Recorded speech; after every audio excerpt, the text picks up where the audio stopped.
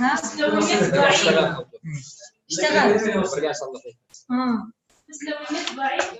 يا ما المشكلة؟ أيوه يا ما المشكلة؟ أيوه participants من الموجودين. أيوه أنا اشتقت تقبل مجموعة أنا وأنت وحسن علشان أحفظ أوريك. كيف على مجموعة ومين مش موجودة معنا؟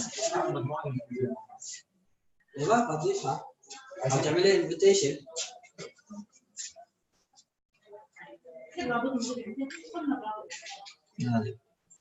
Choose your email to service to send invitation. يومي. لت زبالة. ها؟ خليك بلا أحضر بصورتي مستحيل. أيوه الإنجليزية. دكتورة؟ برسلك شوف أنا معايا هنا زوب شوف. برسلك invitation. أيوه دعوة. أيوه عشان أنا بعتمدها ولا أدخل ولا عشان نكون مع بعض مدري. هذا أنا الآن بحاول. المشكلة أحاول نتيجة نشوفك ضيق. أيوه شوف هذا هو تفكير أنا. ثواني بس دكتورة. عايشة طوق صح؟ لحد ما اللي أول نفس الميتينج صح؟ بنفس الميتينج. أيوه تمام. خلي أعمل سنت. ها اتصلت عندك. فين في الإيميل؟ عايشة طوق @gmail.com. أيوه في الإيميل اتصلت. أيوه اتصلت تفتحيها وسجلها طبيعي من التليفون. بسجل بيروح للزوم. عشان أساعدك أنا. هذا بيجلس زمان بالفندق ما فيش نت صح؟ إلا شبكة الواي فاي. شبكة الواي فاي. هذا بس ضعيف. هو المشكلة في مشكلة عويصة جدا داخل نظام النت. أيوه ليش؟ خليه هذا هو صوت بس. أيوه صوت عادي ممكن صوت.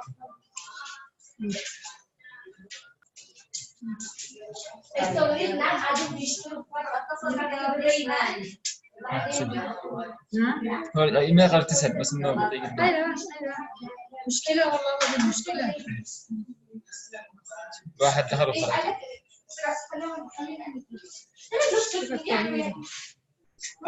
خليه يراسلني من النت أصلا اسمعي ولا بليش؟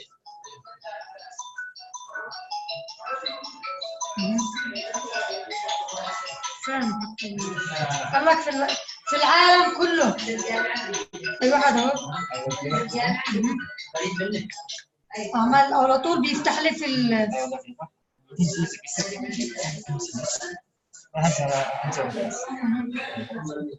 طيب ممكن.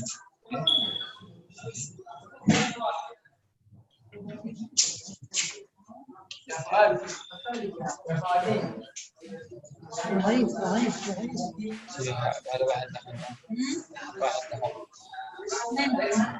ما دخل ميتينج بس هذا اللجنة مفتوحة بس الميتينج ما يبدأ إلا الساعة 3. أيوه الزومي مش سنة مش زي تبع عليك. أنت فاتح الصوت.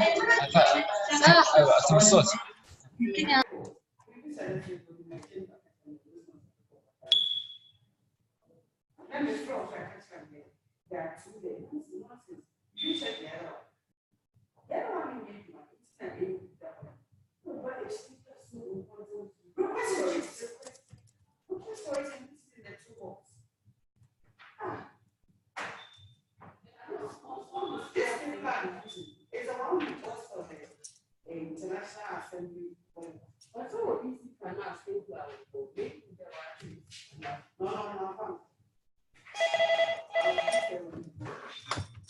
Hello. Yes. Good morning. I live well. This lady told me about it.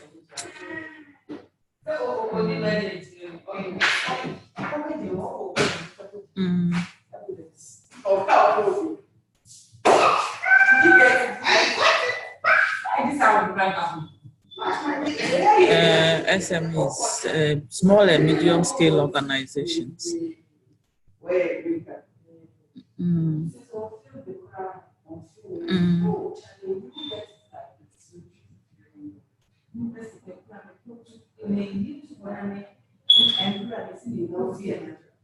It's the same.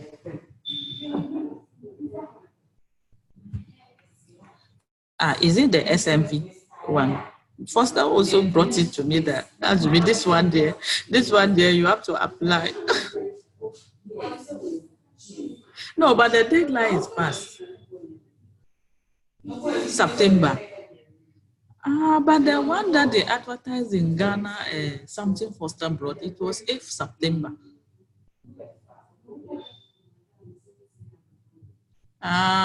Okay. So he brought it and said, this one there, you just started this course, and that's what they are looking for. And we are even doing a course on the SMEs. There's a course on SMEs, there's a course in project management. Yes, it's weekend. It's MS 1 year.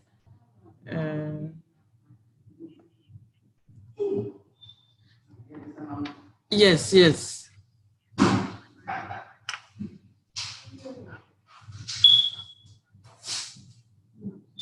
Okay, I'll you said you relieve web then. I'll check it. This lady told me about it. Okay.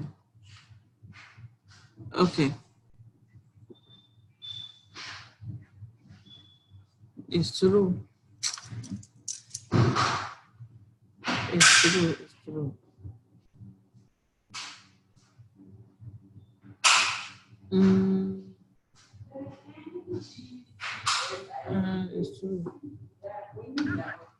Okay, I'll check it. This lady, I was chatting with her. I don't know whether, no, you didn't come to meet her, Jackie. She was an inspirator. So we were checking on Facebook and she said, oh, now she's well. I said, Jackie, you there, you are always moving from where? And she said, oh, my dear, check in Relief Web. They have a lot of vacancies.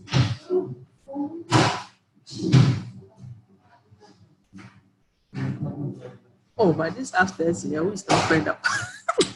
So,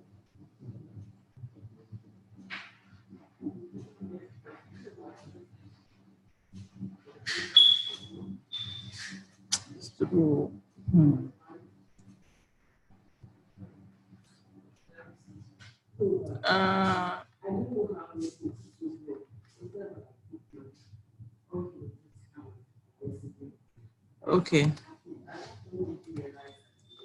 Okay, I'll check it. Yesterday I came to check and realized that the deadline had passed. Yes. It's Relief Web, right?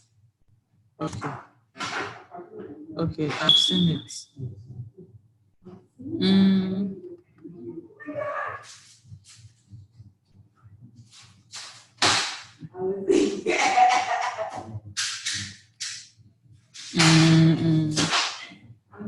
Yes, it's about this sustainable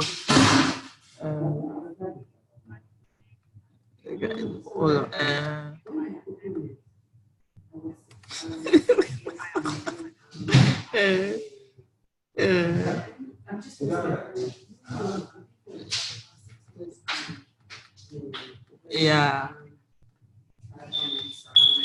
Was, yeah. Yeah.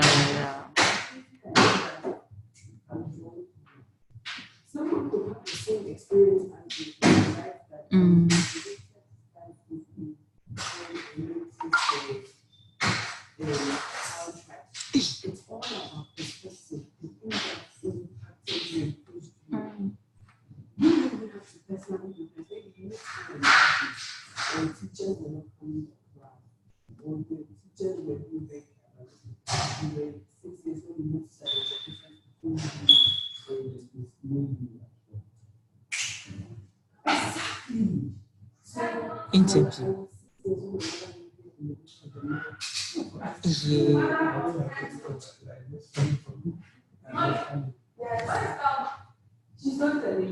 to handle.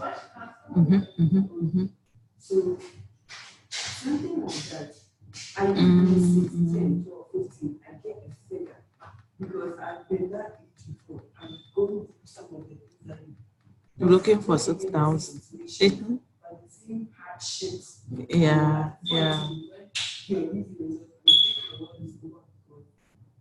It's a space of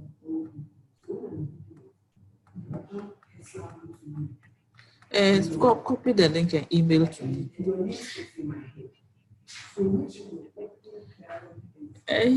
He brought it and he was telling me that you please do this. Foster.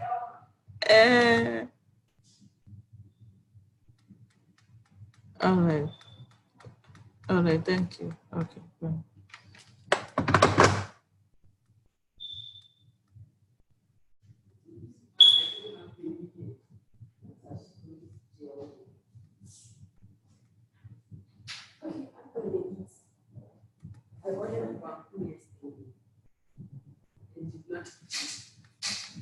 So I'm going to put it right now.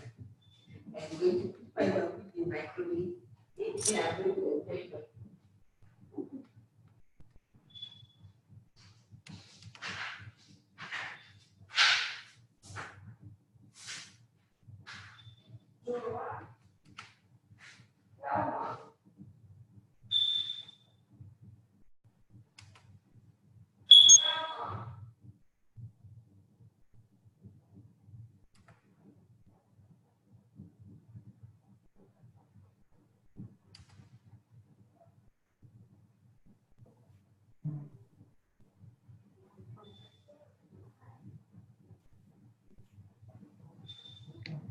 عبد القادر.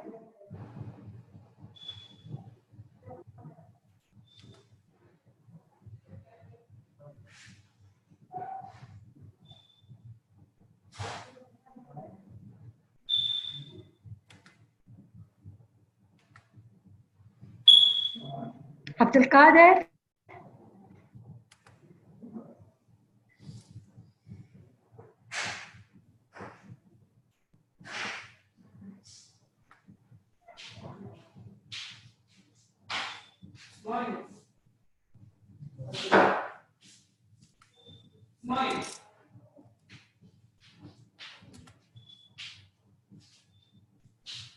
بس صوتك يطلع هنا. دكتورة عائشة. خليه تفتح فقط مايك. ايوه خلاص اوكي.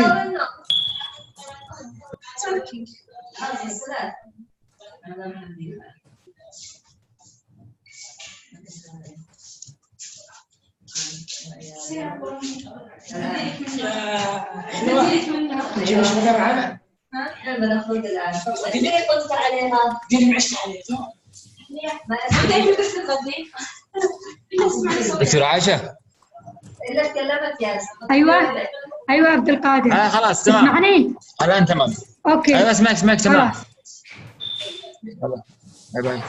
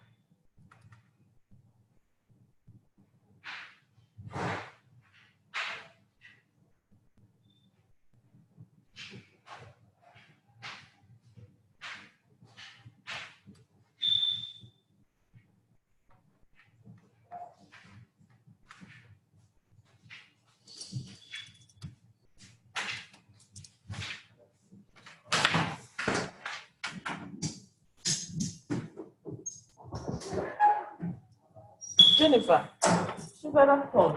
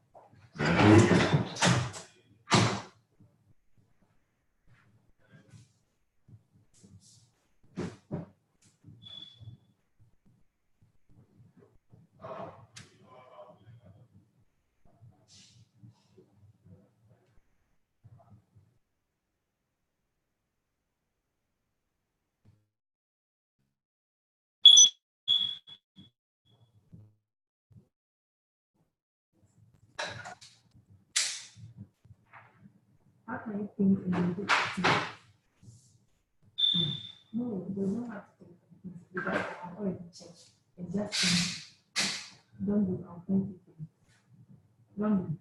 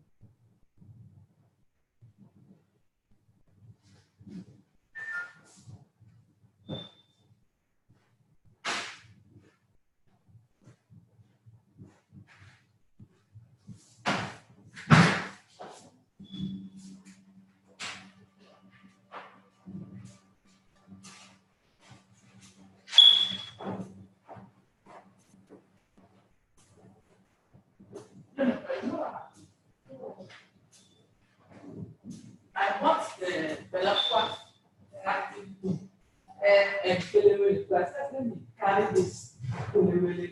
Or if anybody sees people, you can do this. She will request. But I don't have. And when I bought it, I just want books. Those one. Really? He said, oh, I've not eaten one. What are you doing? And then, so I started laughing. I said, Rosebud, you don't know the reason why I was carrying this. But she was not aware. I knew I was carrying it for myself and you.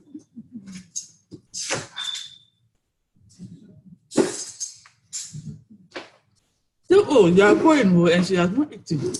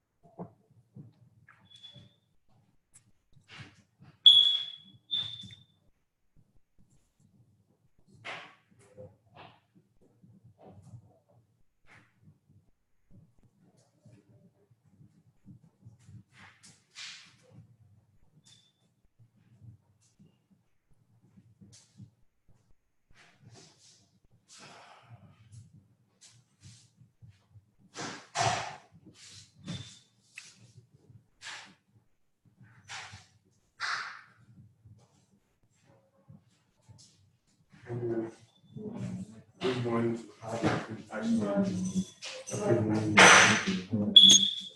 Yeah. Uncle Silvanus, How are you doing?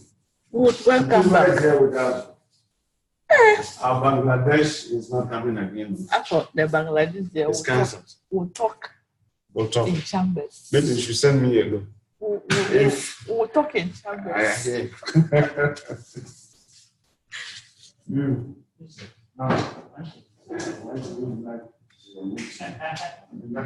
Oh, okay. Unfortunately, they are going to take it now. Yes, I guess I didn't. How do I do? Now, something issue support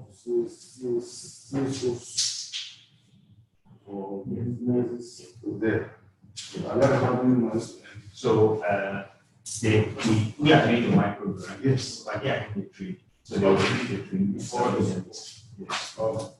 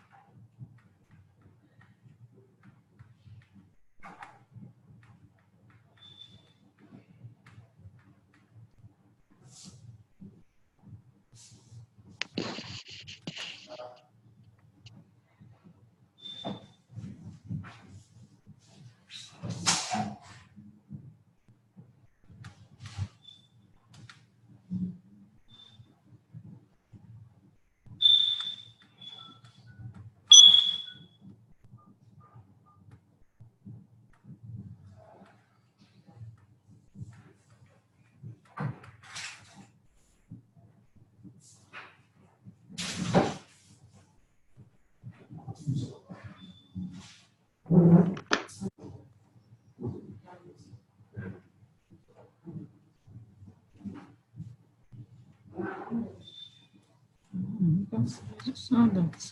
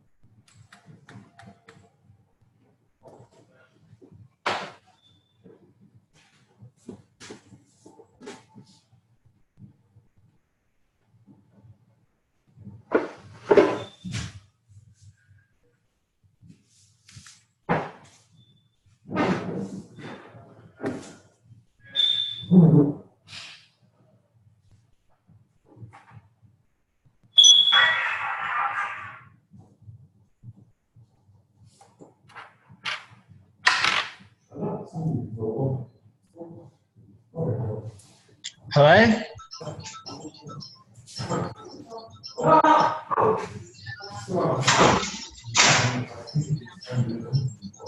Hello?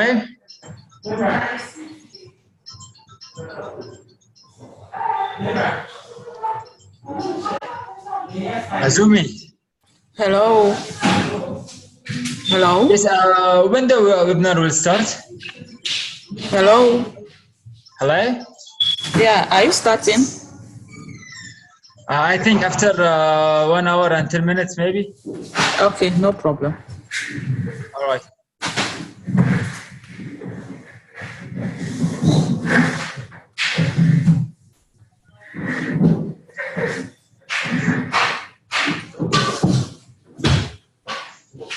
By the way,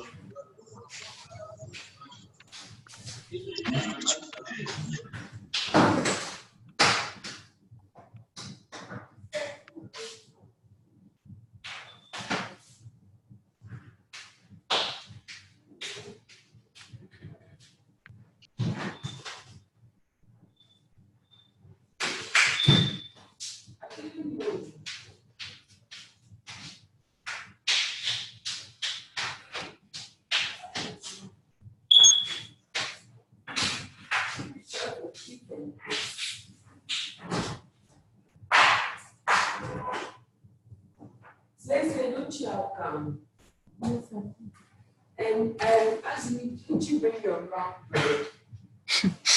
Small. Just finished eating them. But I want to reserve it for No, below or teenage. it's finished.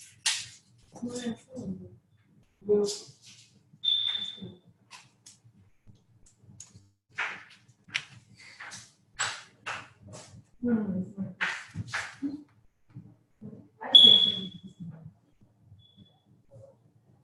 The pathological liar.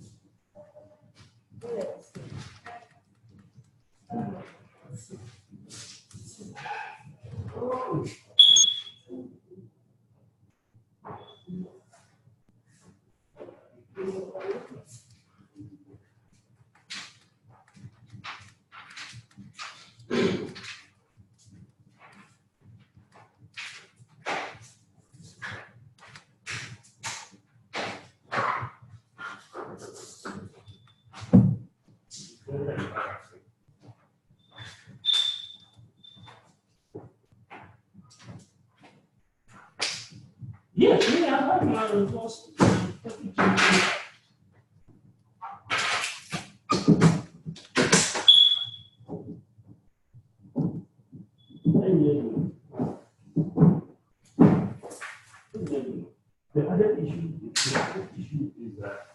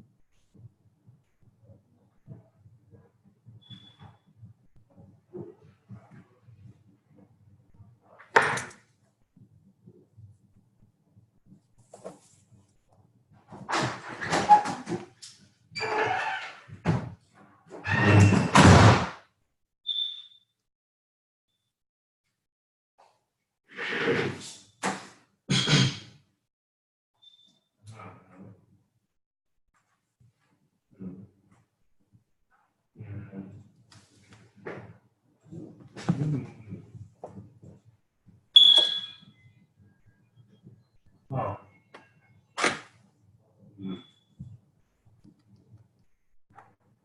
Yes, preparando da tirar.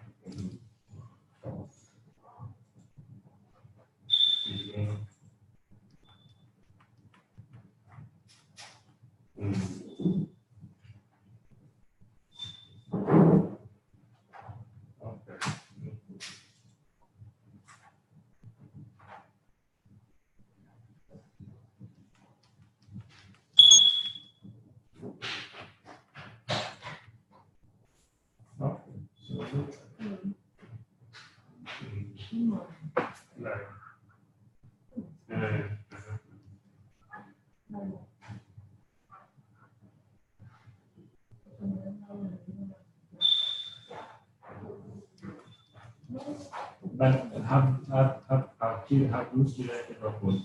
This one is always thinking. Huh?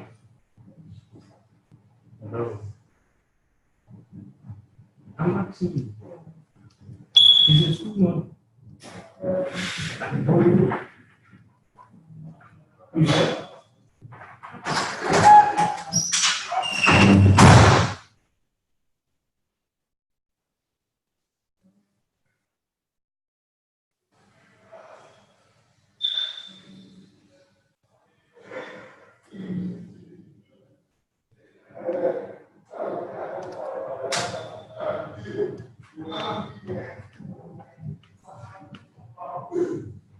Yeah.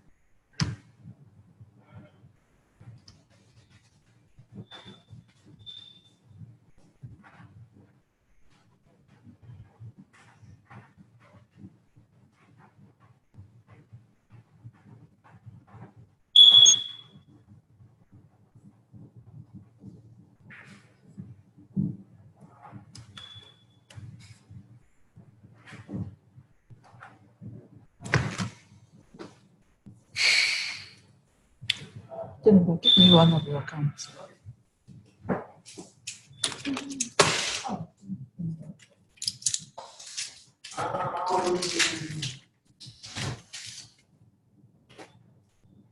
Thank you.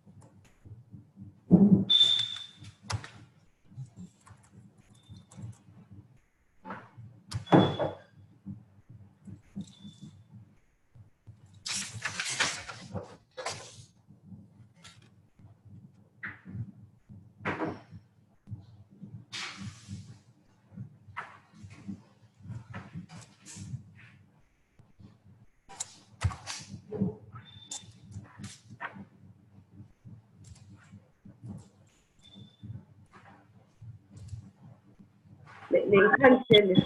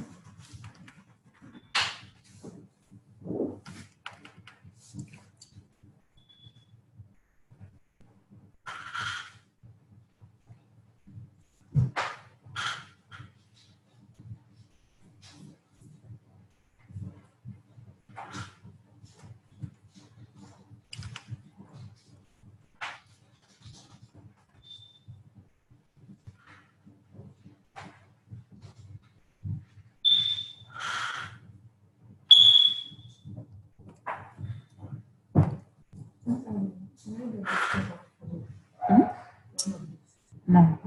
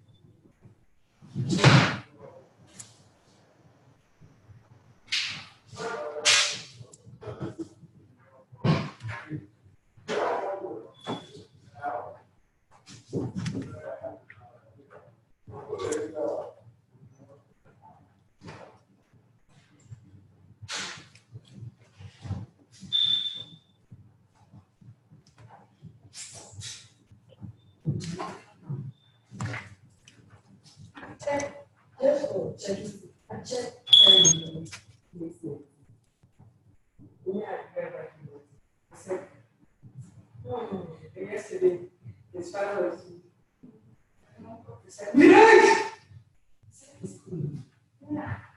Come and see.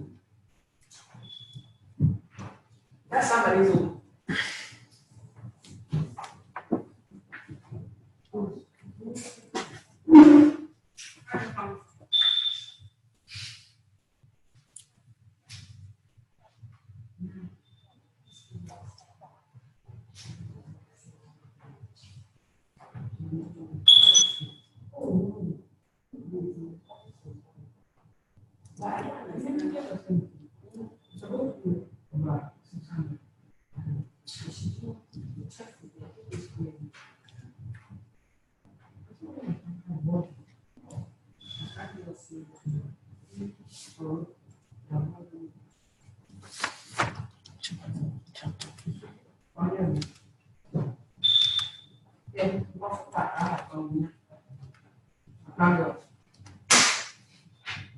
So I don't understand exactly.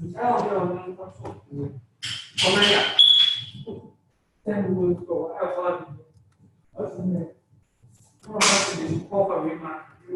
On yesterday. One hour. But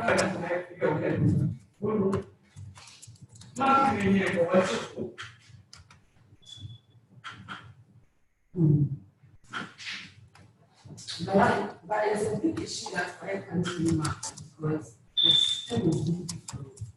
As they can't be oh, they'll be able to. No, I know, but then the whole idea is that they sabotage.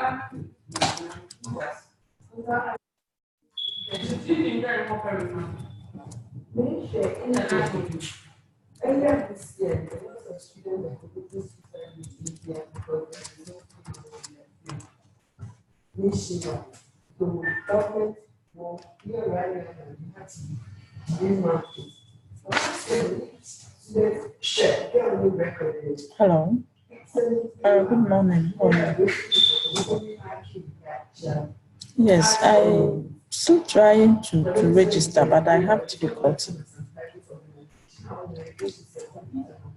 I said I'm still trying to register MSc Development Finance. Hello, can you hear me? I said I'm still trying to register, but when I log into the site, it doesn't give me options for subjects and other things. I'm just at the students' iEnabler. Yes, where they have application. Hello? You click on registration. It gives you rules and regulations. But then when I started, there was something that came and say accept. Then I accepted. But when you go back, you don't get it. So I don't know whether nothing comes. I don't see the accept again.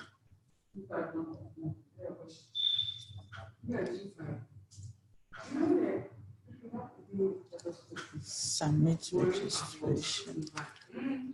Mhm. Here I've seen some vendors are saying choose another qualification. Hello, can you hear me? Choose.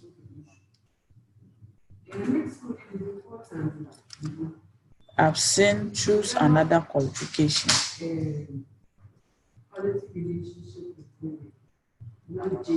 Yes, yes. If you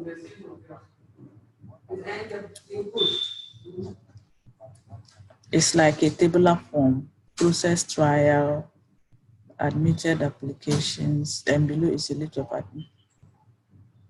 No, it's just admitted applications. Applications.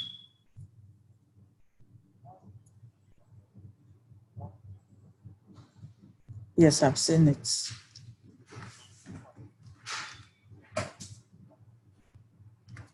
Okay. Okay. Then,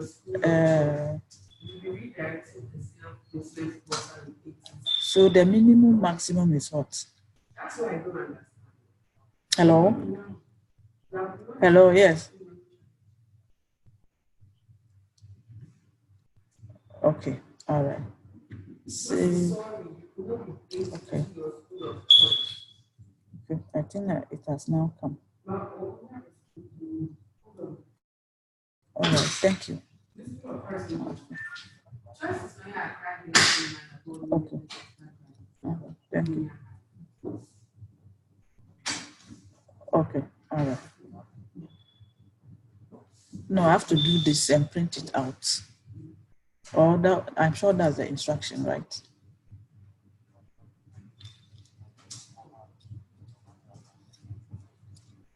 Okay. Okay. All right. Bye. Thank you. Okay.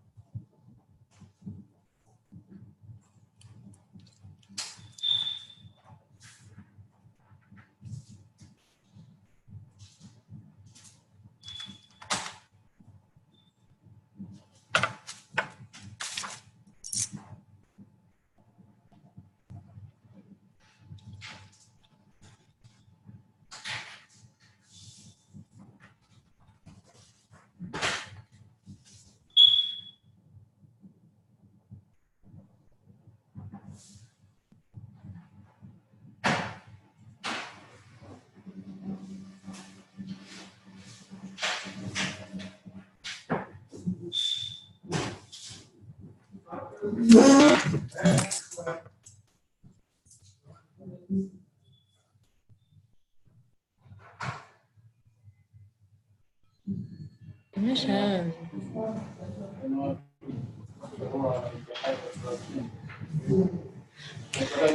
ليه؟ مش عارف.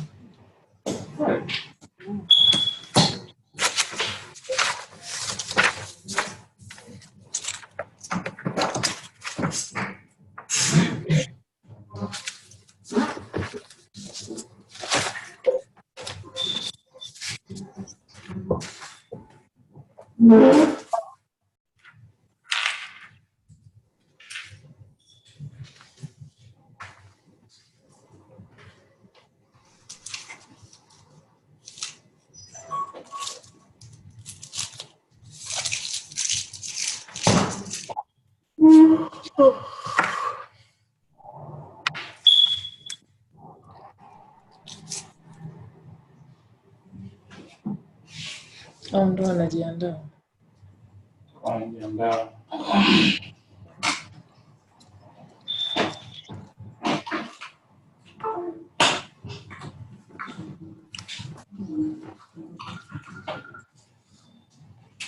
Halo? Halo? Haya, ngoja nijaribu.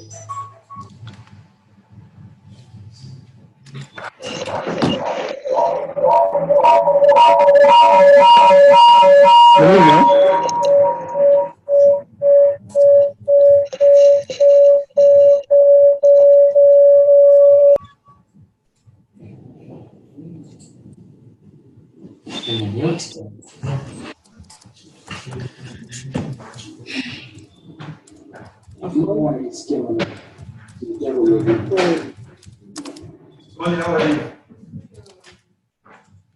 What are you? How are you? Hello.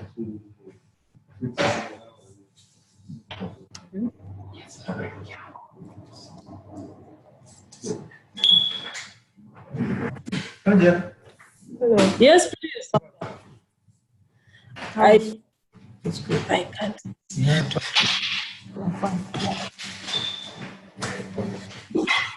Jennifer, how are you? Yeah. Good.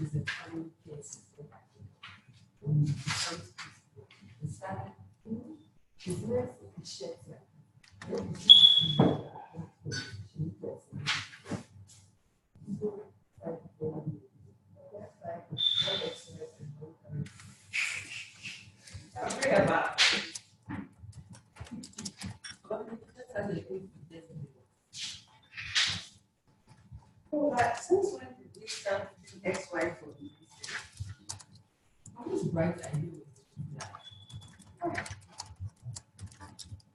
The one that show that is always great.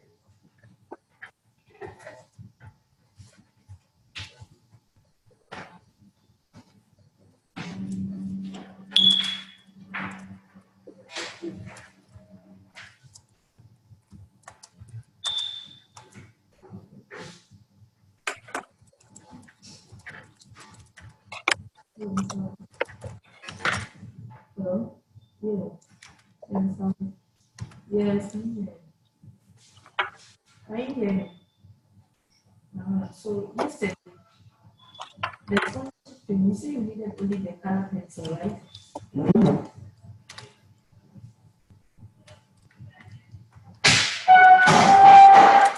Calico.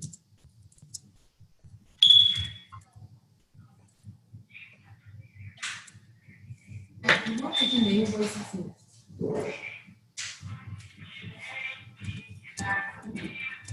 So I can put in the place. But that shape, I should just put the color pencil. Right? Do you know how much it costs?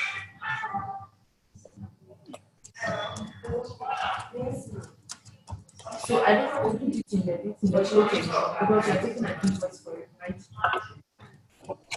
The color pencil and the calico, you're taking an invoice for it, so I shouldn't put it in the right? I'll call you. Yes, I'll call you.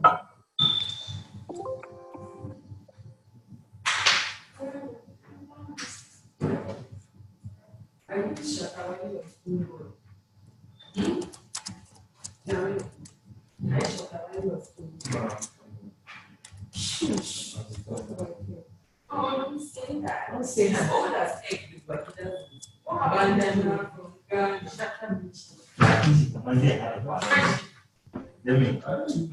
Shut up. You like that, so,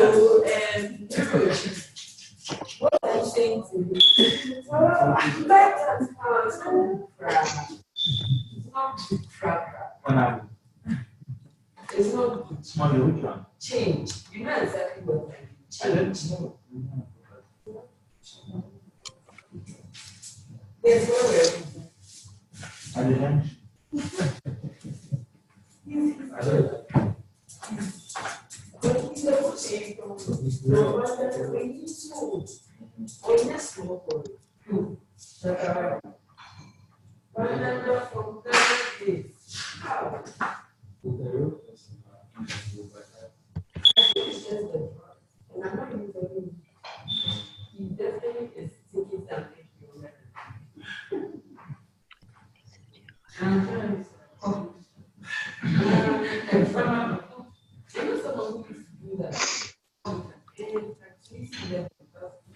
I never understood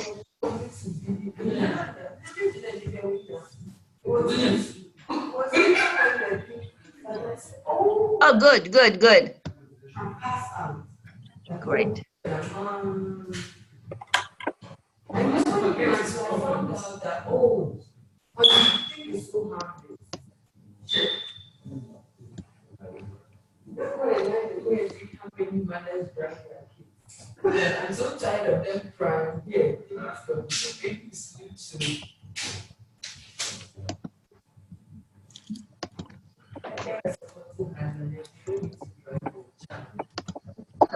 Even if you don't have, I mean, that's no excuse. Yes, I'm dropping my kids. You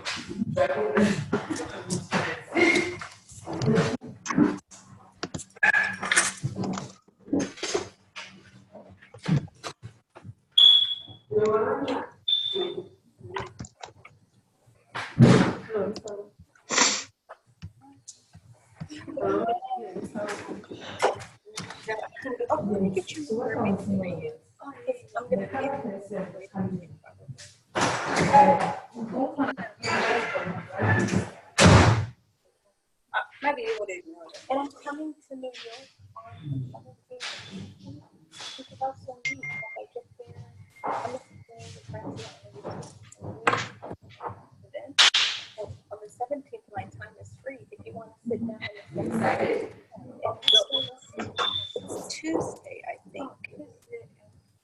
It's let's see. So Tuesday, yeah. I don't. But I don't know. Not Tuesday. I'm gonna find out. Yeah. Okay.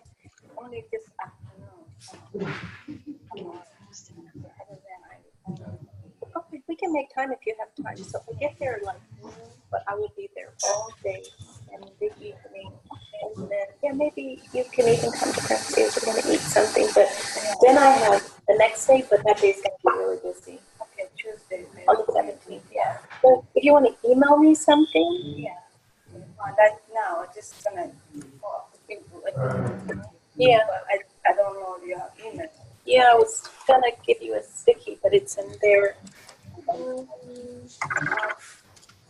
I want to give you a little note. It's so funny about using 6 pieces of paper. I'm gonna write it on the note. Yeah. Give me that. What time do you leave? Today? Here, I don't know what they're at, but you got here at a certain time. last one, I'm going. Probably last Well, no, I got here too. I'll be leaving. I need to stay involved with work. I came at 8. Oh, you got here early, okay. Yeah. So before you leave, if you can just. I'm there. Between 8 and 9, that's why. Hello. Let me just give you, I'm being so nerdy. Let me give it to you. I was gonna put it on a sticky, but let me just put it here. I'll give you my phone number. You can take it. Okay. Let's put it here so I can. Probably easiest. Hello. So how to write it. Sometimes I. 606. This is Meredith Perry. I'll be leading the RISE webinar, and It's I'm really uploading. glad all of you are 606. here. But I wanted to encourage you as you join to please put yourselves on mute. 543 606 808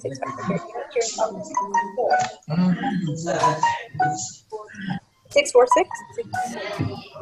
Okay, 646 808 6543. And spell your name?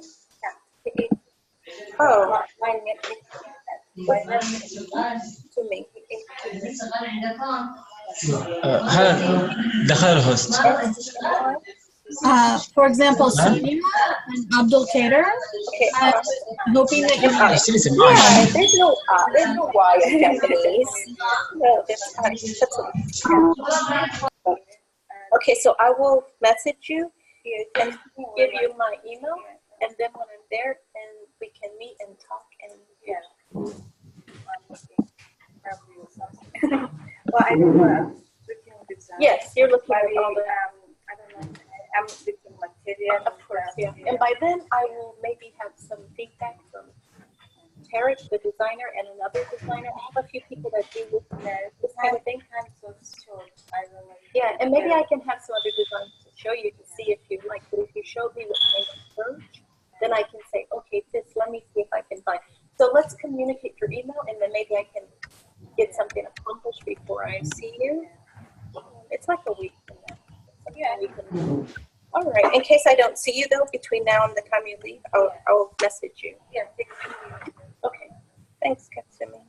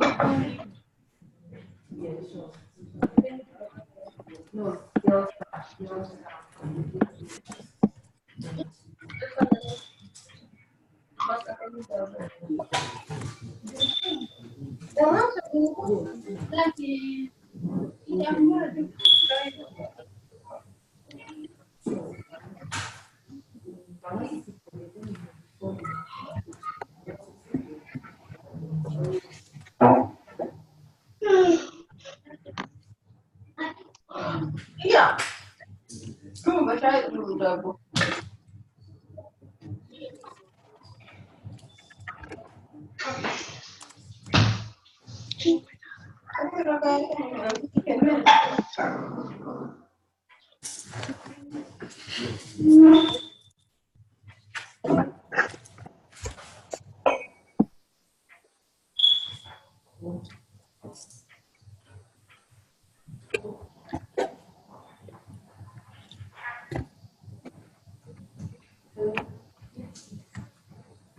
Hi there, this is Meredith Perry. I'm leading the RISE Challenge webinar. I'm so glad you're here. And we will start in the next 5 minutes. But for those of you who are just joining, one, I want to encourage you to mute your microphones. We can hear some background noise.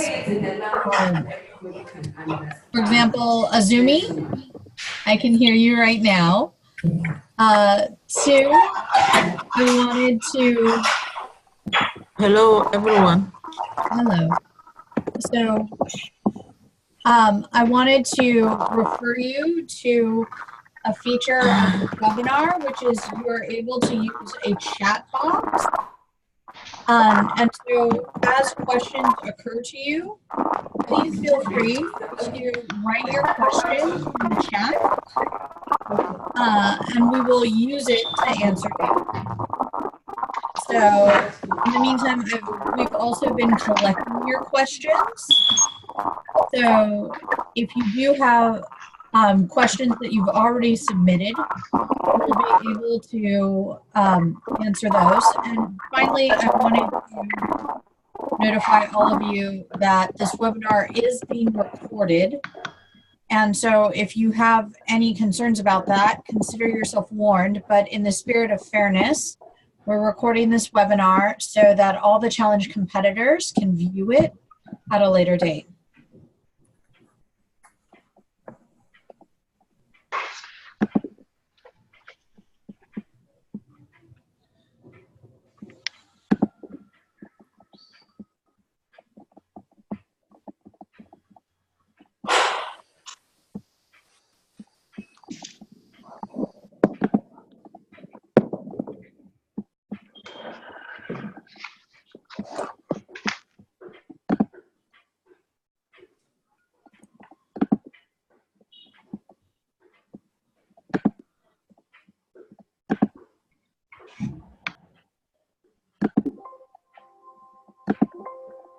We'll start shortly, Ben.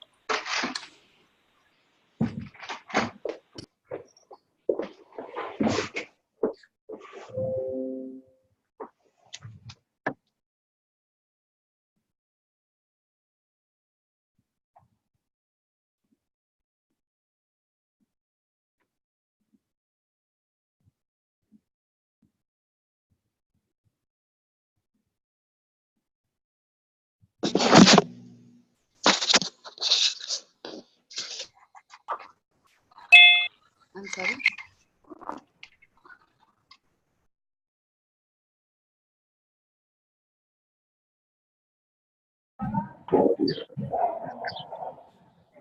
No, okay.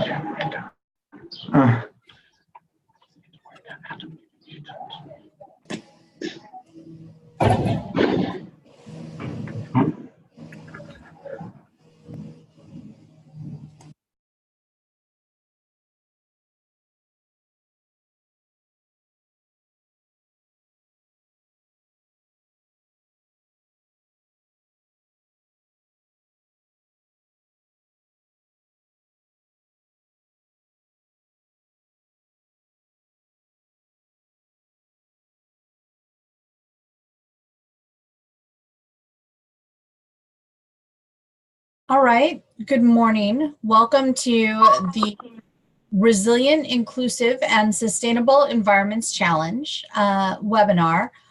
We have a lot of ground to cover, so I'm going to plunge in right away. But first, just some housekeeping details. First of all, as you arrive, please mute yourself. I would prefer not to mute you because during the question and answer period, I want you to have the freedom to ask questions. However, and if you don't know that you're muted, it quickly becomes very frustrating. But for those of you who are not on mute, we can hear your background noise and it's very disruptive. So please mute yourself.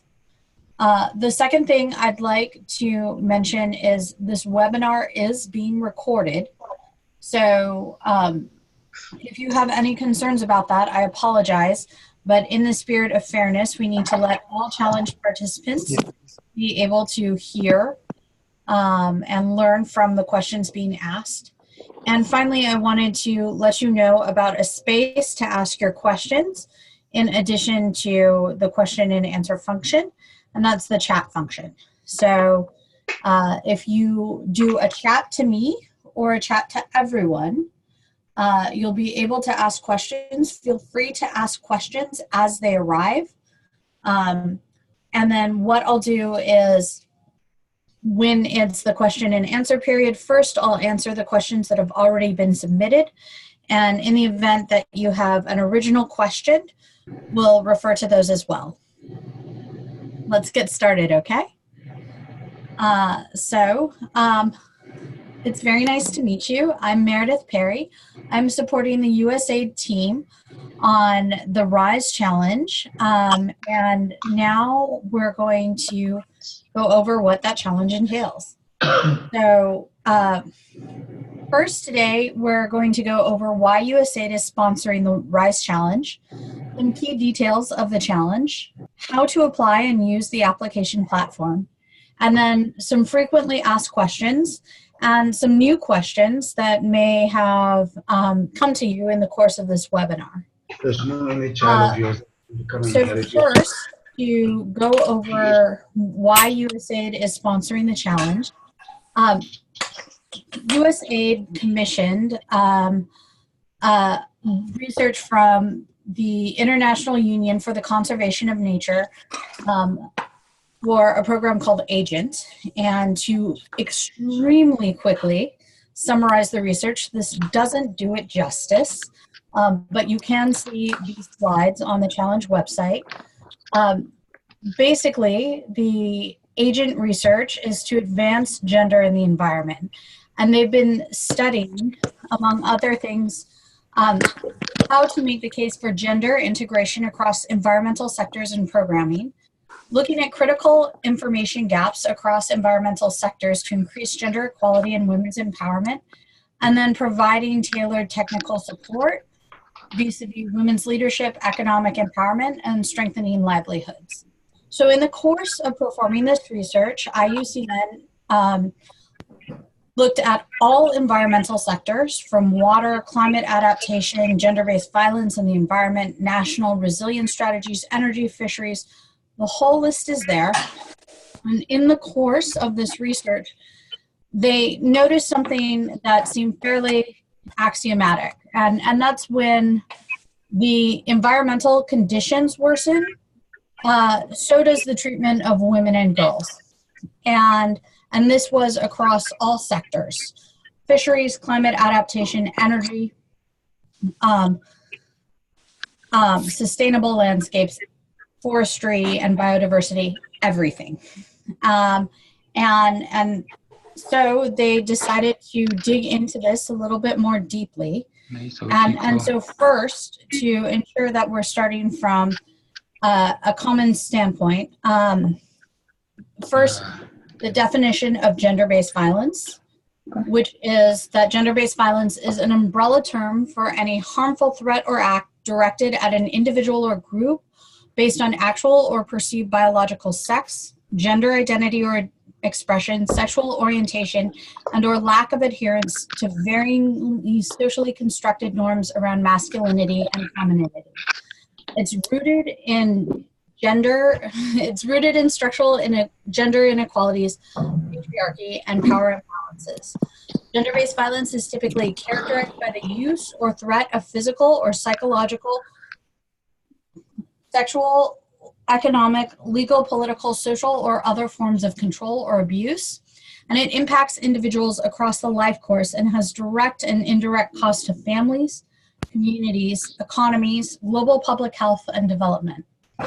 So again, to summarize, what IUCN under the agent research noticed was that this was pervasive across all environmental sectors. And again, as conditions worsened, so did the treatment of women. So to go on and unpack what they saw, they decided to study this more deeply. They conducted a literature review of over 1,000 articles and studies. They conducted a case review, a case study review, and received 85 case studies. They did a survey of environmental professionals and conducted interviews. And they've drafted a paper that's now undergoing peer validation. And as their next steps, they're publishing the paper, creating a knowledge platform, and they are creating recommendations for technical tools to serve a broader community of practice around how we can continue to address gender-based violence in the environment. Again, I'd encourage all of you to mute yourselves. We can hear background noise. But in the meantime, here's a summary of what they found.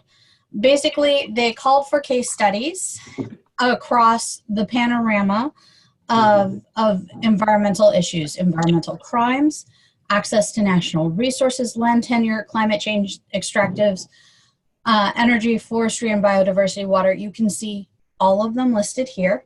And again, we'll be publishing this webinar, and this research itself is also published on our website for more information. You can turn to that.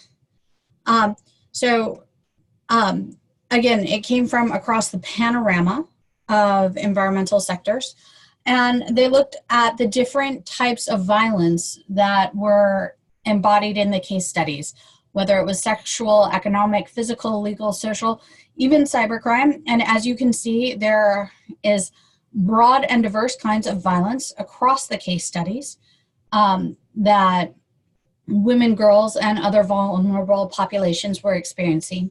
So again, this is pervasive and diverse. And then they also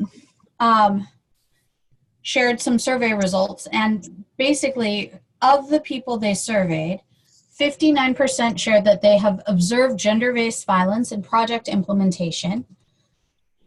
A further number, 46%, noted that gender-based violence is not considered a priority in their institution. So even though these practitioners have seen gender-based violence, it's still not a priority for them to address. So when they asked practitioners what they needed, this summarizes what practitioners felt they needed most on a scale of 1 to 5, ranging from capacity building to gender responsive budgets to data and information. As you can see, there's a lot of need here. And so emanating from this, one is the summation that I arrived at, but in much more detail, just across environmental sectors, gender-based violence is employed as a form of socioeconomic control to maintain or promote unequal or gendered power dynamics relating to the ownership of, access to, use of, or benefits derived from control of natural resources. And again, in moments of stress, when resources are increasingly scarce or degraded, or livelihood opportunities results in higher tension, there are increased negative coping strategies and reduced resilience for families and communities. Basically, that these negative coping strategies and reduced resilience manifest in gender-based violence. So here are some examples. Again, I will go through them extraordinarily quickly. And then we'll be able to, and again, you can plumb into these on the resources page of our website. So for more detail, please consult our website. So first, gender-based violence manifests in the land as, for example, women who in times of drought used to only have to go a mile or two for firewood and now have to go 3 or 4 miles are more likely to experience gender-based violence as they go to collect firewood. Just because worsening water availability means longer journeys, which in turn means more risk for gender-based violence and rape. In the case of environmental crime, there are moments where, for example, gender-based violence manifests when when park rangers are trying to combat poaching, and in turn, they take specific gendered responses to women who may come to a protected area to forage or fish. These women experience beatings, threats of rape in some cases, and in places like the Democratic Republic of Congo, they've been beat so severely that they miscarry. So that's an example of how it manifests in environmental crime. In large-scale extractives and agribusiness, gender-based violence, particularly in the mining sector, has resulted in things such as increased prostitution and sex trafficking that in turn influences women's well-being. And then in natural disasters and climate vulnerability, again, as lives get disrupted, as social norms get disrupted, as social ties and authorities get disrupted, and many people may, for example, be thrown together in shelters following a typhoon or cyclone, you're seeing increased incidence of rape of women and children in things like shelters and refugee camps. Finally, women environmental human rights defenders are met with a special gender-based violence threats, threats of rape, threats of harm to their families that are not commensurate with the kind of threats that male environmental human rights defenders encounter. And so what we're seeing is that environmental and gender-based violence programming cannot continue to be approached and addressed separately. And we need an intersectional rights-based gender responsive approach. And so what we're exploring is how to address gender-based violence and environmental linkages for improved environmental programming outcomes, women's empowerment and gender equality, and sustainable development. So that summarizes IUCN's agent research, and certainly more is available on our website because this was just moving through at a very fast clip. So one of the ways that USAID is taking this research and trying to respond to those recommendations from agent is the launch of RISE, the Resilient, Inclusive, and Sustainable Environments Challenge. And the reason why USAID chose a challenge approach is because challenges can draw widespread attention to a problem where there's no single known solution. One of the things that the agent research saw was that there were some promising areas of intervention, but there was no silver bullet or policy with which people felt comfortable recommending wholesale. Challenges also foster innovation around gaps and barriers, and they can engage solvers around a high-profile initiative to inspire a diverse range of solutions. We really want to see what the environmental and gender sectors can come up with to together address this problem, and then to test out approaches to solving the same problem, and then scale up those approaches if they show strong results. We also want to create space for partnerships for co-investment and co-development. So in this case, for the RISE challenge, we wanted to co-design and redefine the challenge statement with key stakeholders. And we wanted to bring about greater awareness of these linkages and build evidence around effective interventions, not only across USAID, but across other stakeholders in the environment and gender sector, so that together they can really take action here, that this isn't just a USAID approach. They want to invest in programming that tests the successes of interventions and policies, build and communicate an evidence base to, again, create those feedback loops. So better interventions, better policies can be adopted across the sector, and then attract partnering commitments from USAID operating units and other leaders in the field to elevate this issue, co-program and co-invest. So that's where the RISE challenge is coming from. And the challenge statement is that we're seeking the innovative application of promising or proven interventions that prevent and respond to gender-based violence across programs that address the access, use, control, management of natural resources. So this is the group of people that came together to create and co-design that challenge statement. And we can continue to unpack what that means together. But the timeline for the challenge is that the challenge launched on August 15th. It will close and stop collecting applications on October 8th. So there's about another month to collect applications.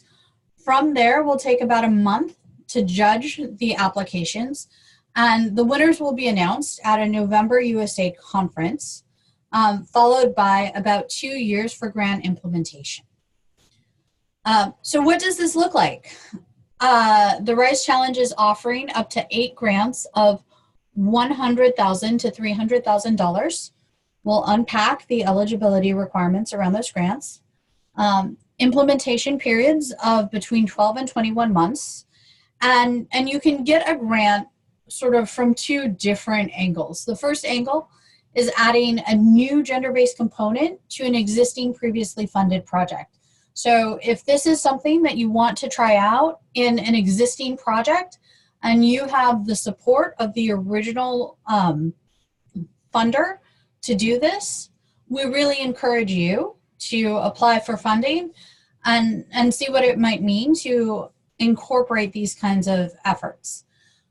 We also have funding for testing and learning. So if you're initiating a new, unique project in the access, use, control, or management of natural resources, and you want to include gender-based violence protections from the start, we also have funding for that. Who should apply? So RISE is open to all organizations regardless of type, NGOs, for-profit businesses, not-for-profit organizations, universities, foundations, faith-based organizations, national, regional, community, and indigenous organizations, women-owned and women-led enterprises. However, we want to encourage that all applicants must have a local presence or partner, and there is a caveat on NGOs. So if an NGO is based in the United States, that NGO may only be funded for up to $100,000. Non-US NGOs may apply for funding of up to $300,000. We will go into what partnering looks like and how a US NGO and local organizations might share that funding. But I wanted to flag that caveat because it's been a source of questions.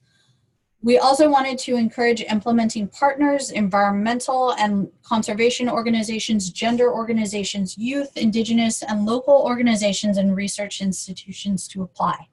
This is very broad, and so we just wanted to say, this is a big tent, many are welcome.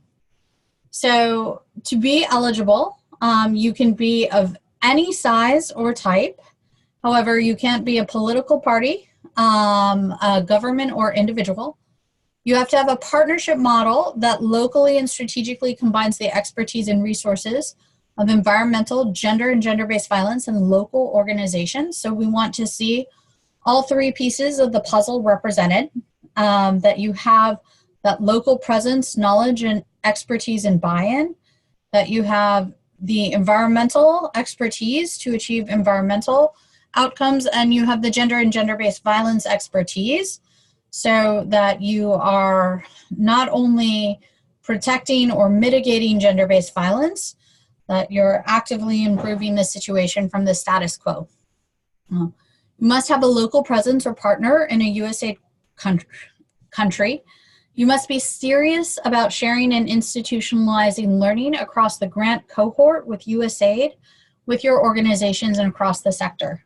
So if something isn't working, even if it seems somewhat embarrassing, we need to hear about it so that we can do better. If something is working, even if it seems like it could be proprietary and like your secret sauce, we need to hear about it so we can learn and do better across the sector.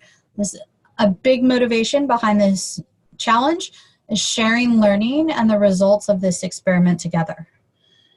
You have to be eligible to receive USAID funds. You have to be willing to complete a gender analysis either before or immediately after receipt of grant funds.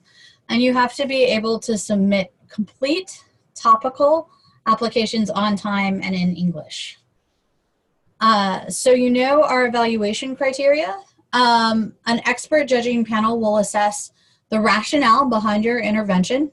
Does it make sense? Do we believe that you will be capable of being successful? Your contextual awareness, human-centered approach or design, and sensitivity.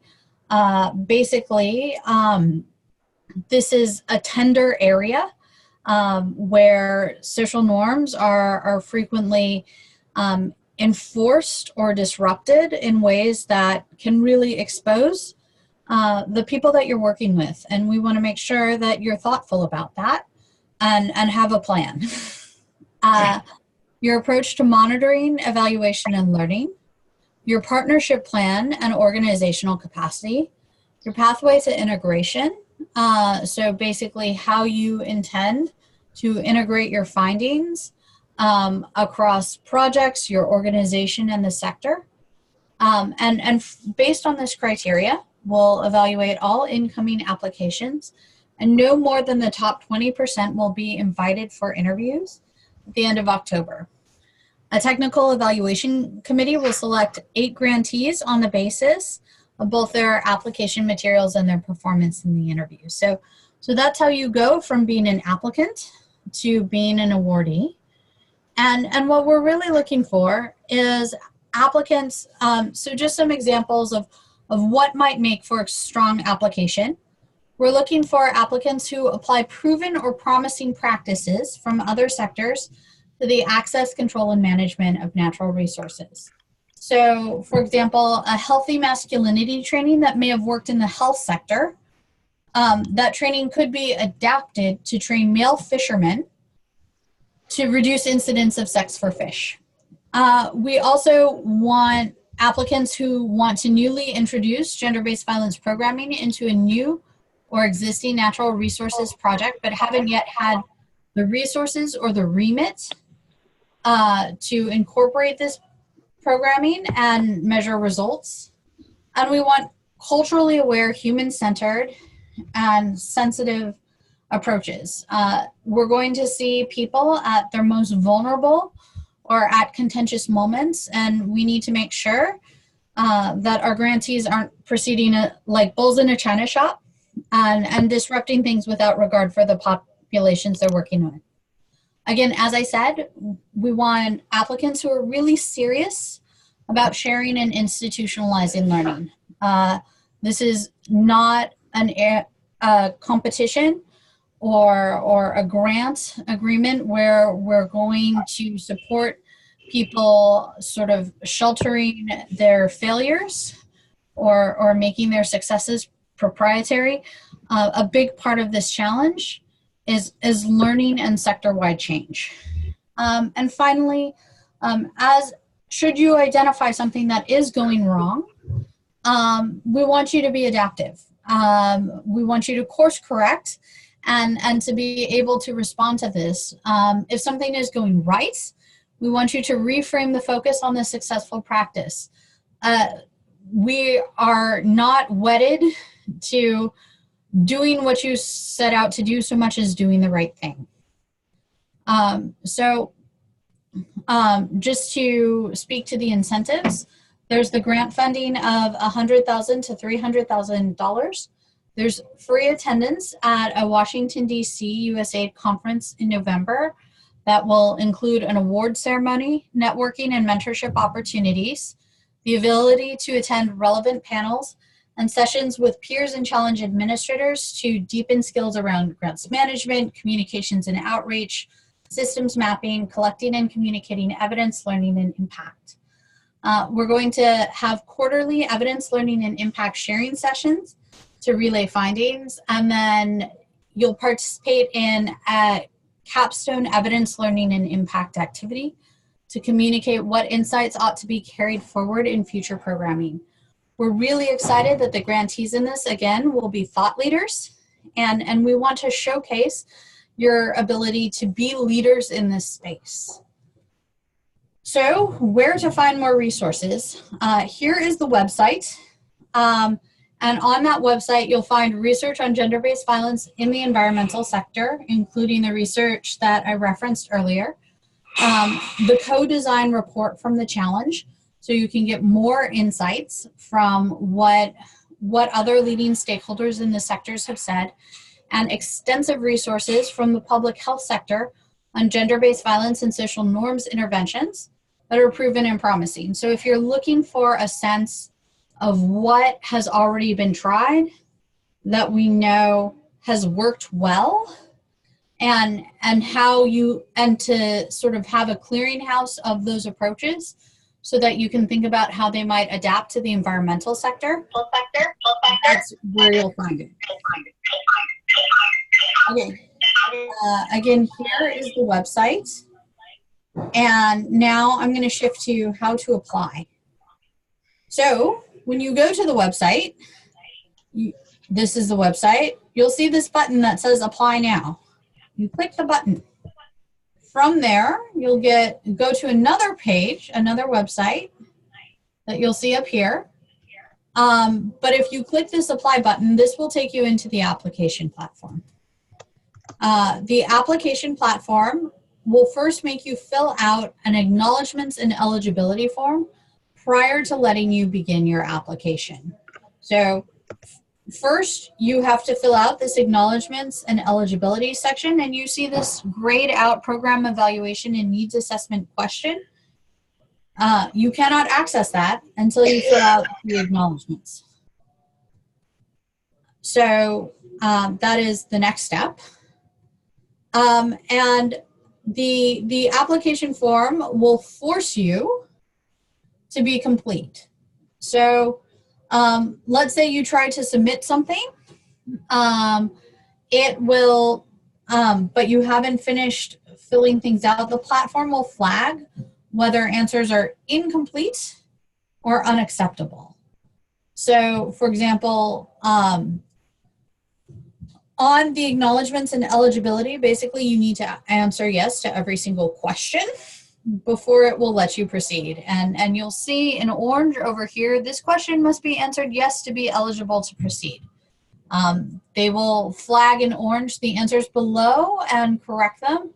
And they will say this form contains errors. So basically the platform isn't going to let you do anything that we don't want you to do. The platform also indicates when sections are incomplete. So this little dotted section here on program evaluation and needs assessment, it says, oh look, this isn't filled out at all.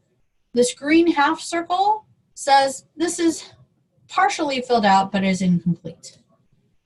Now, it will let you track progress. So the status bar over here, after you fill out acknowledgements and eligibility, once something is complete, the green circles with the check mark mean that it's been completed and saved. Half circles mean in progress and dotted circles are incomplete. So you can follow your progress, and you can see a progress bar on the left. You also have the ability to make revisions. So you can download all the application questions and your ability to see what you've filled out to date. You can edit, revise, or reset your answers. So edit lets you change your answers. Reset lets you clear all your answers in that section to begin with.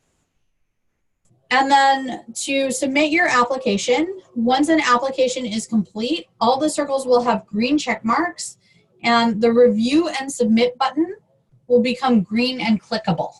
So 6 out of 6 tasks are complete.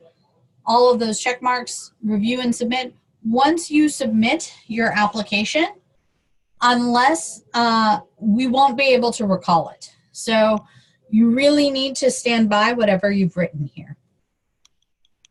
So that's how you apply.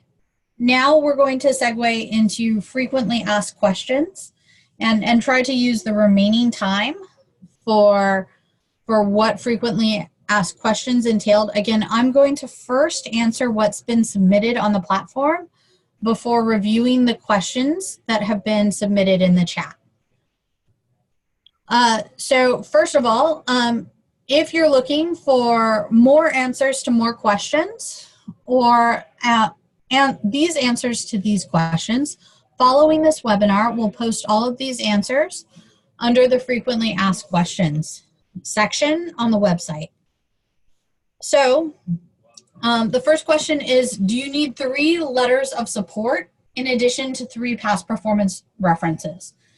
And to explain, the RISE application requires 3 past performance reports. These reports include information that your organization completes about past performance. And so we want your point of contact, their phone number and email, the period of performance, and a description of that activity. And then you upload a letter of recommendation. So basically, we won't want both how to get in touch with your reference, and we want a letter from your reference stating the kind of work that you did with them and whether they support your application to this challenge. Are multi-country projects allowed? Yes. Do you require co-financing or cost share? We do not, but we welcome it. What are the rules for US-based NGOs seeking more than $100,000? This question came up very frequently. Or while we are a US-based organization, we would like to apply through a local organization. Is it okay to partner in this case and request a budget of $300,000? The majority of the work will be done by the local organization. So, as we mentioned, we can make awards of up to $300,000 to a consortium led by a non-US NGO. Therefore, if the non-US NGO is the lead implementer of your consortium, you could apply for up to $300,000. So, conversely, if a US-based NGO is the lead implementer, only $100,000. But we want to encourage that the amount of funding requested is appropriate to the size, scale, and scope of your proposed interventions.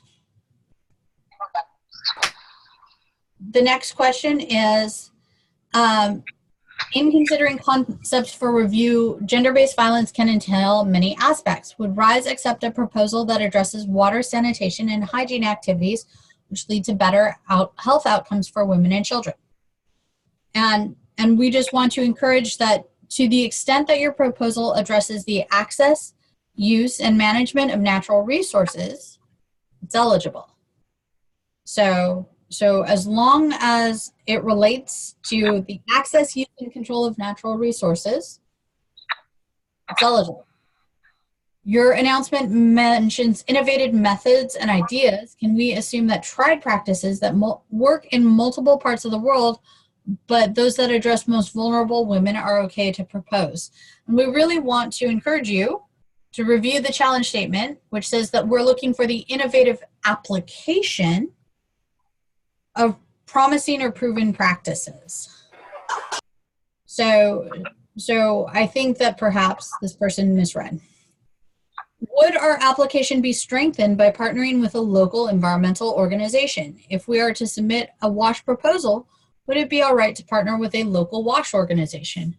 Again, to the extent that your proposal addresses the access, use, control, or management of natural resources, it's eligible. And we welcome partnerships with appropriate local organizations. While this program is focused on GBV, can we also include in our proposal impacts on endemic infectious diseases as a result of the project outcome? Does that strengthen our application or make no difference?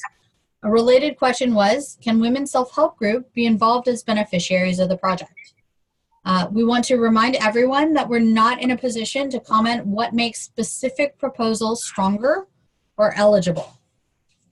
You need to review the request for applications and make that determination yourself. We would like to propose a project that works in a remote region of the world, in a country with a USAID presence. Is that acceptable, or does it have to be security accessible for USG personnel? Related, we assume it would be possible for us to apply to work in northern Nigeria. Is that correct? All that's required to apply is that you apply to do your intervention in a USAID present country. You do not need to be security accessible to US government personnel. Somebody is working on North Nigeria. Kindly send templates on gender-based violence prevention and response programs in order to start the application. So again, we encourage you to visit the RISE Challenge website. You scroll down the pages, there is a resources section that has extensive examples of gender-based violence prevention and response. So we do provide some examples of resources of what we've seen that's either proven or promising that we encourage you to adapt for the environment sector. How many applications can one organization submit? For example, an international organization that has a multiple country presence, or can an organization submit more than one proposal? An organization can submit up to 3 applications to the RISE Challenge. We hope, regardless, that whatever you submit is your best work. In the RFA and its supporting documents, we did not get Annex A full application. Do you plan to share it or not? If you refer to page 22, as it's labeled on the request for application pages, or if you're going by the pages in the PDF,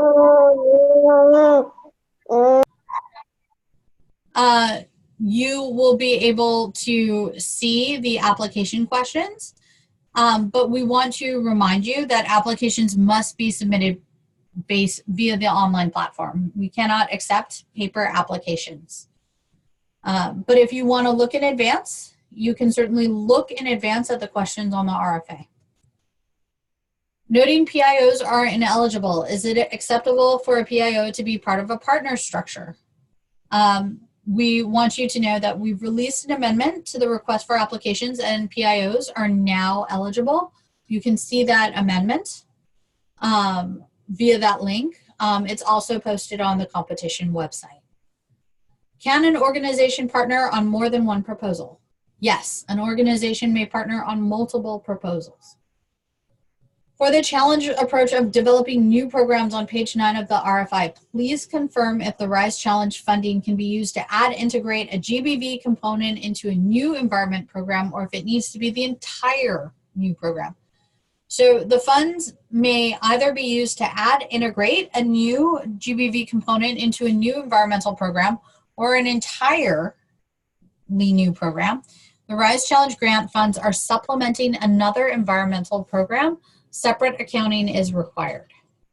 Basically, USAID funds need to be kept separate from whatever other funding is supporting the work you're doing.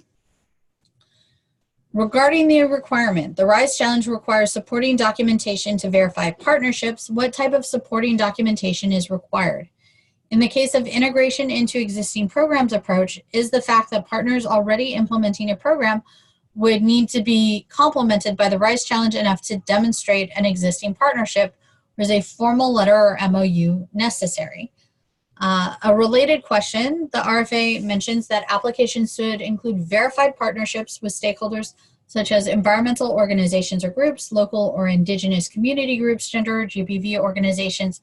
Will USAID expect that partnership agreements with a full range of partners, or would one or two priority partners, such as environmental or local or indigenous community organizations, be sufficient?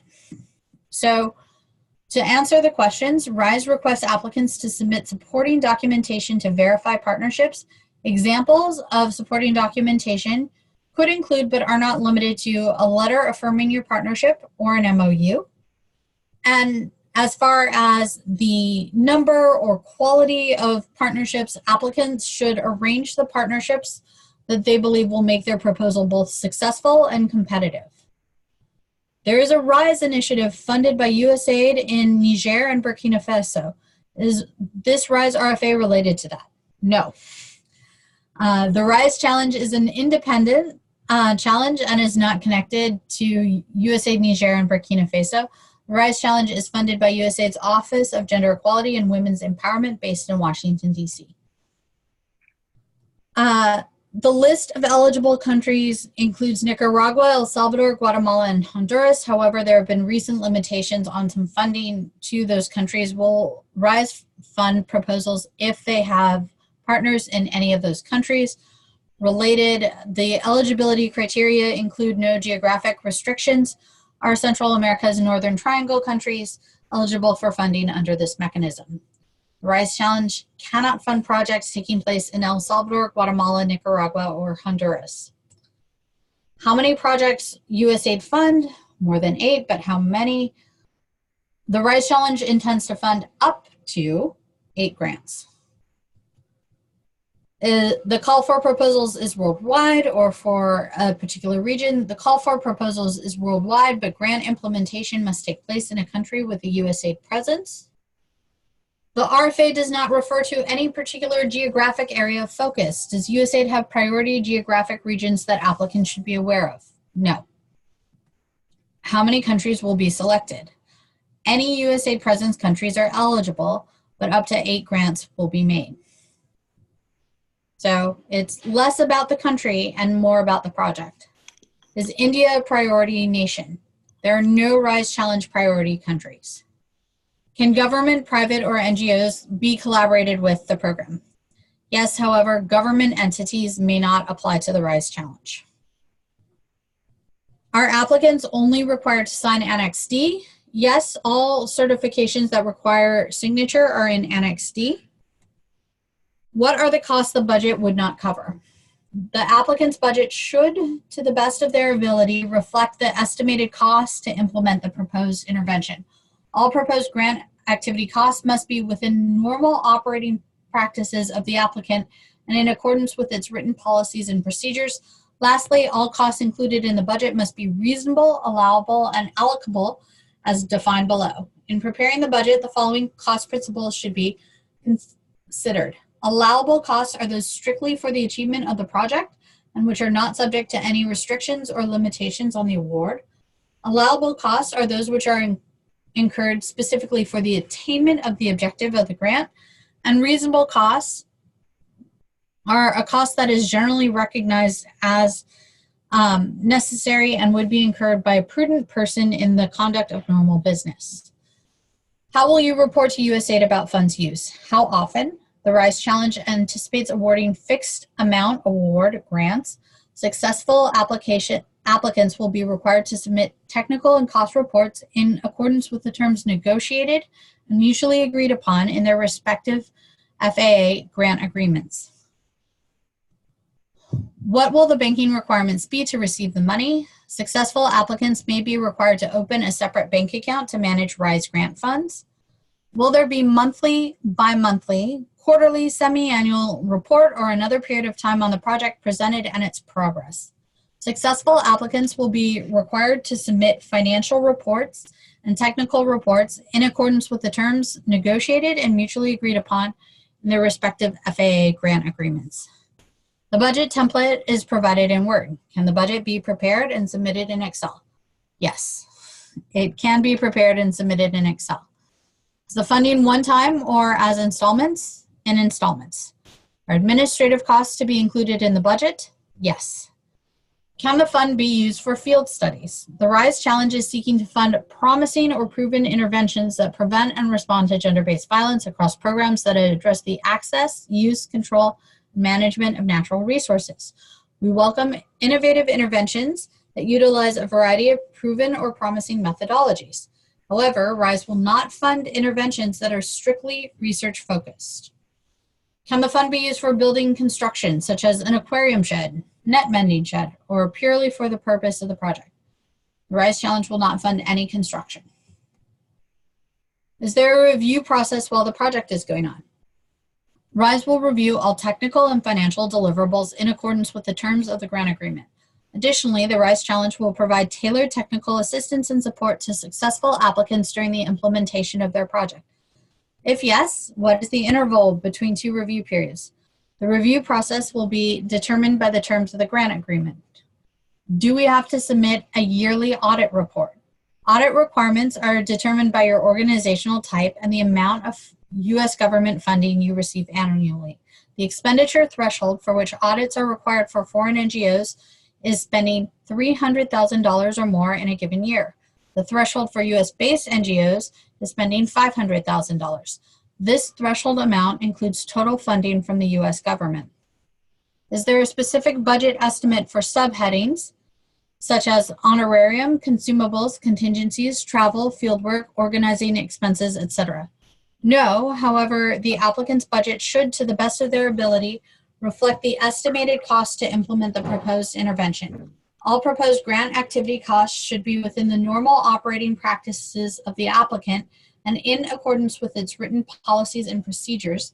Lastly, all costs included in the budget must be reasonable, allowable, and allocable. So, those were the questions that had been submitted previously to the email address. And so to go through the questions that have been submitted, can we have the PowerPoint presentation? Yes, we will post the PowerPoint presentation and a recording of this video on the website. These topics encompass a broad range of responses. Are WASH interventions among women considered acceptable for this challenge? As we mentioned, as long as it pertains to the access, use, and control of natural resources, an applicant or an application is considered eligible, but we can't comment on the individual eligibility of specific interventions.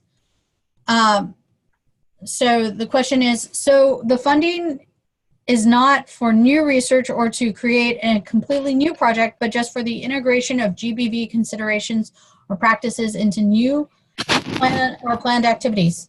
The funding can be for a completely new project. It can be. But that new project should include both environmental and gender-based violence programming. The dates for the November conference are between November. People should consider blocking when you factor in travel time between November 18th and November 24th. Can a movement of women's groups apply with support from partners? Yes. Does past performance have to be shown for the primary organization applying? Yes. Please explain how NICRA is determined, especially for NGO which does not have a NICRA rate agreement with USAID. I encourage you to visit the RFA, which answers this question. We are based in the US but have a locally registered office in Uganda. If the Uganda office applies, and they apply for $300,000. Yes. If the project is completed on the use of natural resources for women's entrepreneurship development, now we want to apply to scale the same concept with GBV integration. Are those concepts eligible? Again, we cannot comment on the individual eligibility of specific approaches. However, as we mentioned, there is funding that supports the integration of gender-based violence into previous or existing approaches?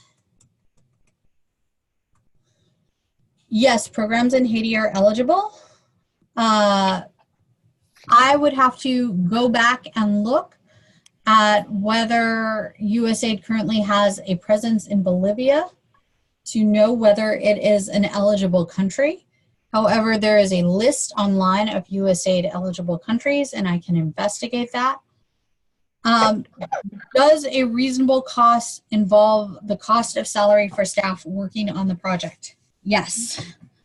Our refugee communities can be part of this project. Yes. The RFA requires a budget and detailed budget narrative. The budget template indicates a column for comments and budget notes.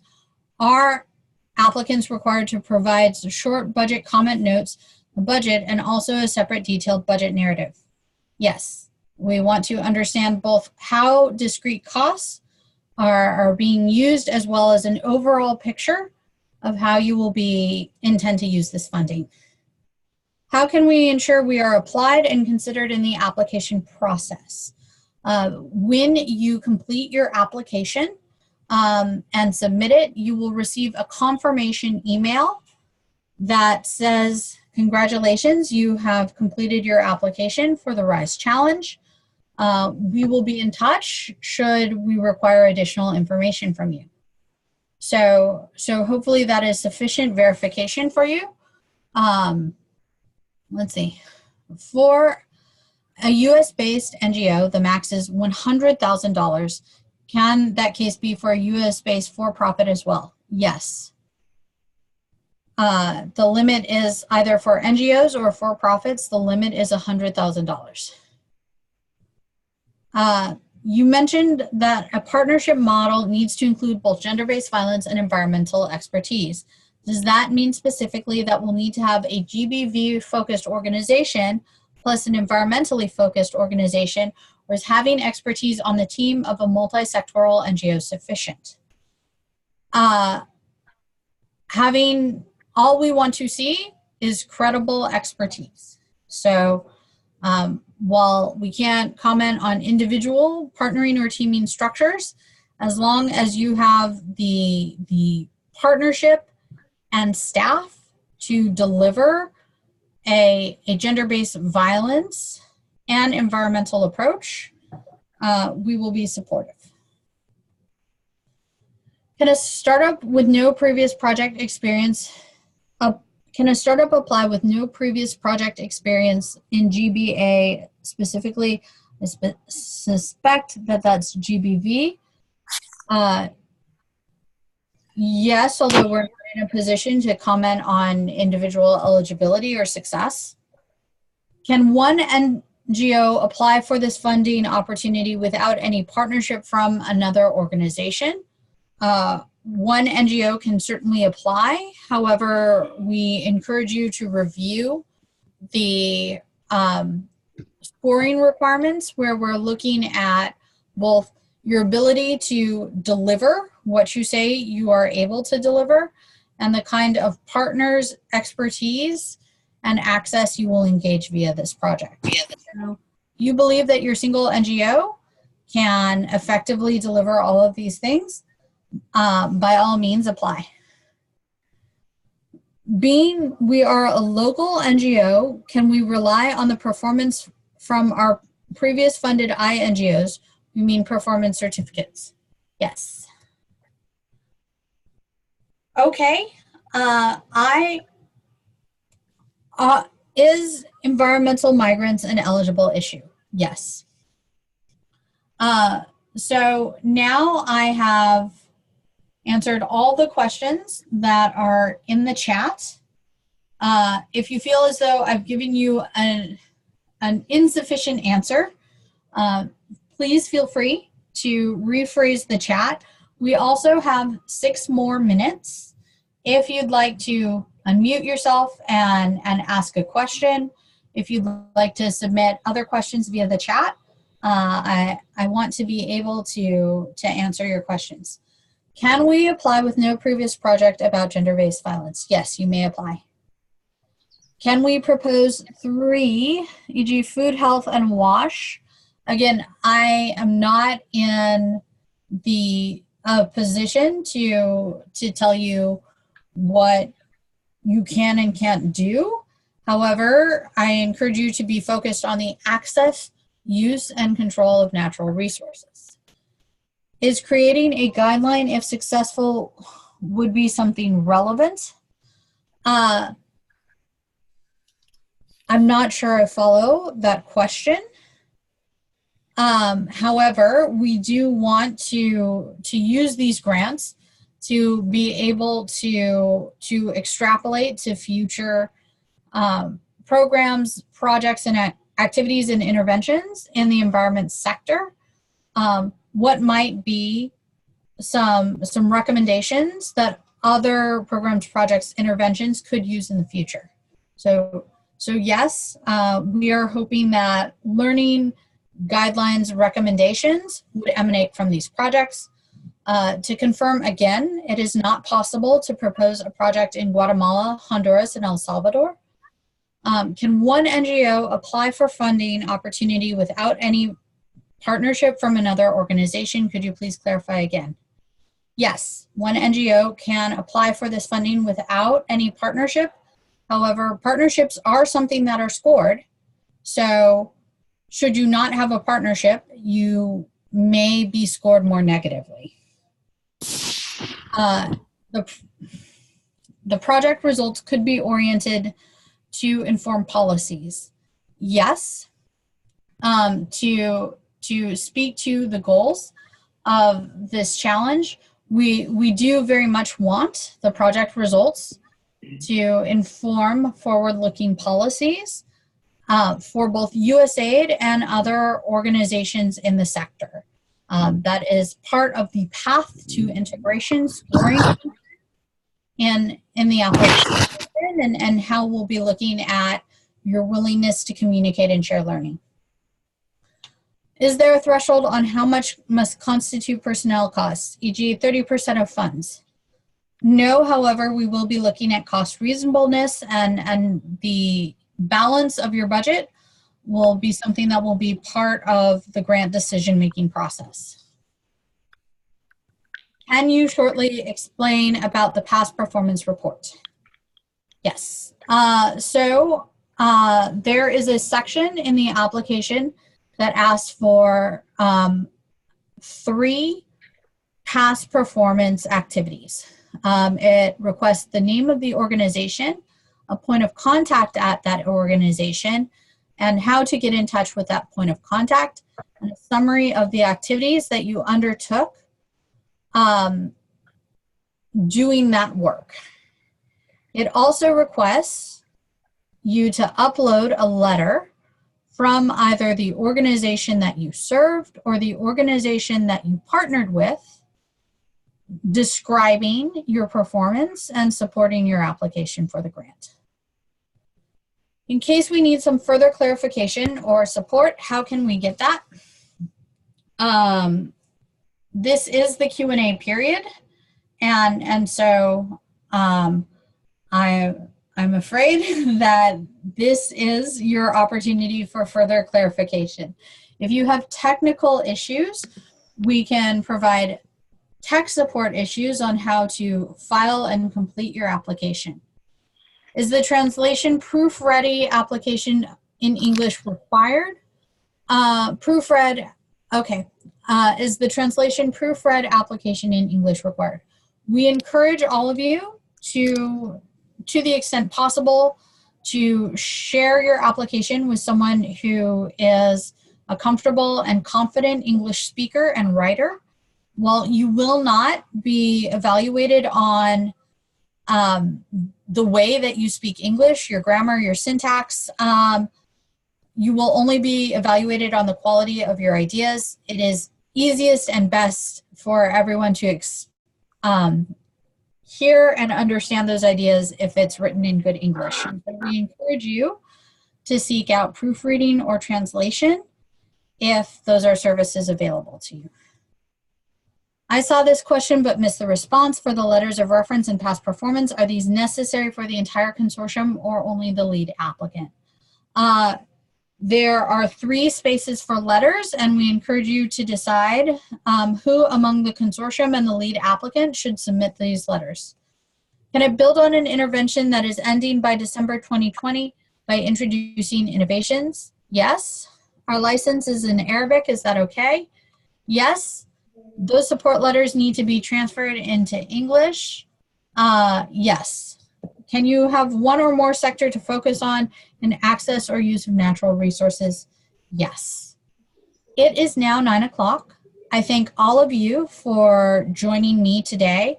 As I mentioned, we will publish both the recording of this webinar and this presentation on the RISE Challenge website.